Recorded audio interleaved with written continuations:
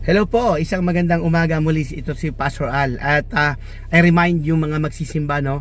And sa mga magsisimba po, meron po tayong 3 things to do, no? Before yung service, dapat po prepared and come early to the church and prepare our heart to hear the word of God, no? Pagpunta po sa simbahan, wag pong isipin kung ano yung mga negative thoughts. Ayaw mo makita si kapatid, ayaw mo kay pastor, ano? Ayaw mo ng ganito. What you have to do, no, before going to the church is prepare your heart na makatagpo mo ang Panginoon. And during worship, during sa ating pagsisimba po, no, makinig po tayong mabuti, no, i-sense po natin na who knows, no, and I believe nakikipag-usap ang Diyos sa pamamagitan ng mensahero, and i-enjoy po natin yung presence ng Lord and allow God to enter us na makapasok tayo sa presensya ng Diyos, no? And after worship po, mga minamahal kong kapatid, after worship, pagkatapos ng gawain, hallelujah, application po ng ating natutunan.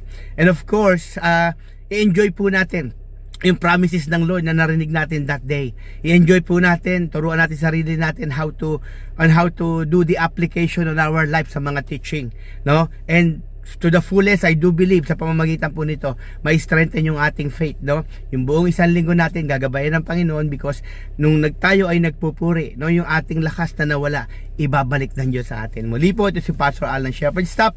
God bless you all po.